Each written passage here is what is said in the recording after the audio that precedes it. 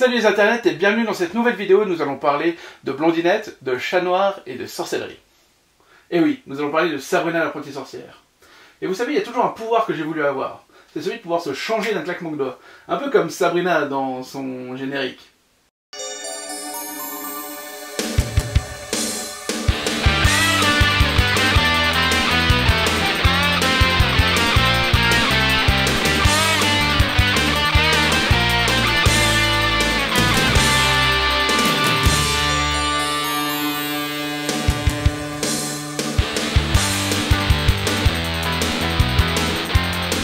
Générique, générique, générique, mon générique.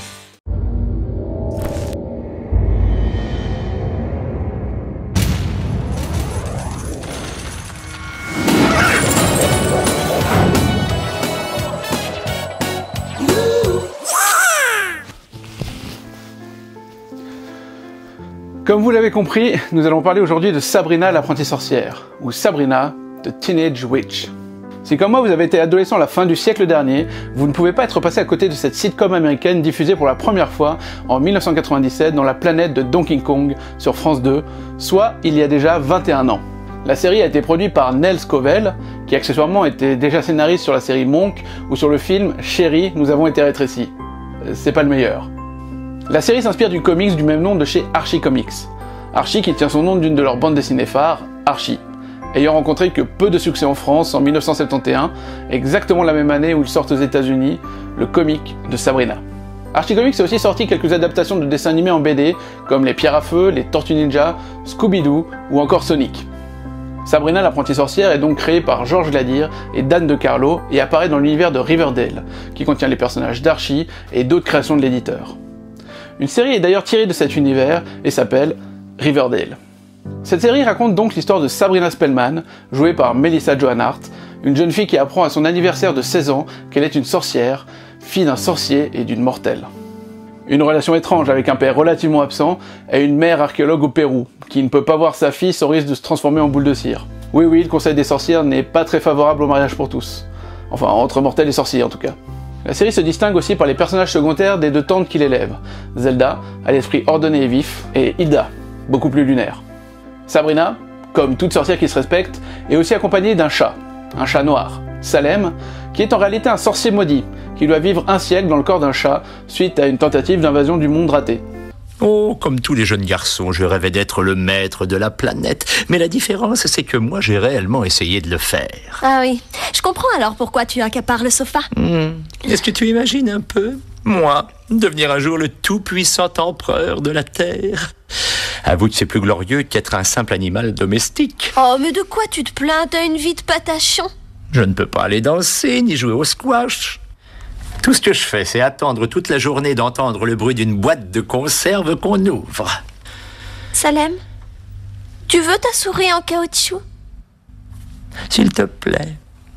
Un épisode de Sabrina sans Salem n'est vraiment pas un bon épisode. Son sarcasme et son humour en fait un atout majeur de la série. Sabrina doit alors vivre son adolescence en lien avec sa nouvelle identité, devant jongler entre son rôle de jeune fille studieuse, joueuse, amoureuse, et son destin magique. L'histoire de Sabrina se déclinera en 7 saisons, avec de nombreux invités de l'époque, et 3 téléfilms, entre 1996 et 2003, pour 163 épisodes de 22 minutes, et marquera une génération d'adolescents et d'adolescentes comme moi. J'étais tellement fan de Sabrina que je pense être la personne possédant la plus grande collection de photos de Melissa Joan Hart, collection commencée à 13 ans. Un jour peut-être, je vous la partagerai. Melissa Joan Hart a joué dans chacun des 163 épisodes, alors que de nombreux personnages ont tendance à disparaître de la série sans aucune explication. Jenny Kelly, la meilleure amie de Sabrina dans la saison 1, disparaît, comme ça, par magie, il n'apparaît plus à la saison 2. Idem pour Monsieur Poole, son professeur de bio qui disparaît de la même manière. Et d'autres disparaissent avec plus ou moins d'explications étranges, comme Valérie Birkhead, la meilleure amie de la 2e saison, qui serait partie en Alaska, sans prévenir. Même Harvey Kinkle, son éternel amoureux, a failli y passer, au début de la saison 4. Bref, il ne fait pas bon être un personnage secondaire dans l'univers de Sabrina. Enfin, sauf si on est un chat. La série de comics a été déclinée en 3 dessins animés dès 1990. Pocket Junior, quant à eux, ont créé une série de romans jeunesse dédiée à Sabrina et une autre dédiée au chat Salem. 4 jeux vidéo sont sortis tirés de la série live et 3 tirés du comics, et de nombreuses poupées de type Barbie, mais pas vraiment de chez Mattel, voient le jour, ainsi que quelques petites figurines sympathiques, mais plutôt tirées des dessins animés. Mais si je vous parle aujourd'hui de Sabrina l'apprentie sorcière, c'est parce que je suis particulièrement impatient de sa nouvelle adaptation qui débutera le 26 octobre sur Netflix. En effet, en 2014, Archie Comics publie sous son label Archie Horror une série parallèle qui s'appelle The Chilling Adventures of Sabrina, et qui en 2017 est annoncée comme étant adaptée en série. Ce sera la 11e adaptation de Sabrina. La série se passerait dans le même univers que Riverdale, mais pour le moment aucun crossover de prévu. Et tant mieux, je suis pas fan des crossovers. Néanmoins, la ville de Sabrina, Greendale, est introduite dans la seconde saison de Riverdale, et ça fait beaucoup de Dale. La série sera réalisée par Roberto Aguirre Sacasa, connu pour son travail chez Marvel Comics, pour la série Glee, Riverdale forcément, ou le film Carrie de 2013. Cette nouvelle série sera beaucoup moins girly et mignonne que celle de 1997, beaucoup plus sombre, mettant en premier plan sorcellerie et satanisme. Concernant le casting, j'attends de voir, mais je suis déjà très content du choix. Et Dieu sait qu'il aura fallu me faire oublier Melissa Joan Hart. À moi, et à tous ceux qui l'ont considéré un jour comme la petite fiancée de l'Amérique. Sabrina sera jouée par Kiernan Shipka, qu'on a pu voir dans Mad Men. Zelda sera interprétée par Miranda Otto, Éowyn dans Le Seigneur des Anneaux. Et Hilda sera jouée par Lucy Davis, qui a joué dans The Office ou dans Wonder Woman.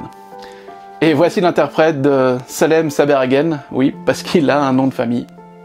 Le voilà. J'ai hâte. Franchement, je ne sais pas vous, mais moi, c'est un casting qui me plaît énormément pour le moment. Et ce remake plus sombre me donne vraiment envie. Alors c'est clair, on est vraiment sur autre chose, même si on garde la blonditude de Sabrina, les persos détentes avec des interprètes qui leur ressemblent vraiment, et une histoire de sorcière qui découvre son identité secrète à son 16e anniversaire. J'espère juste que Salem sera tout aussi sarcastique et qu'il y aura un peu d'humour. Mais en tout cas, je me réjouis vraiment d'être le 26 octobre. Sur ce, je vais vous laisser avec la bande-annonce de cette nouvelle version. Je vous dis à la prochaine. Merci d'avoir regardé cette vidéo, j'espère qu'elle vous a plu. Abonnez-vous, likez, souriez. C'était Super Canard. Ciao.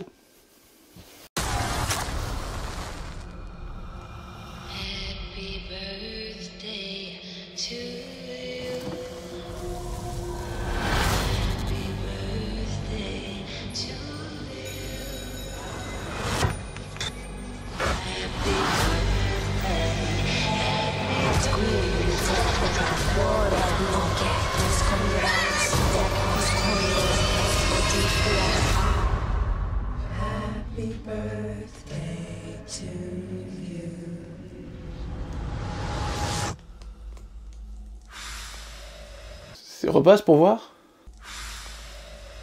Y a pas qu'elle qui souffle.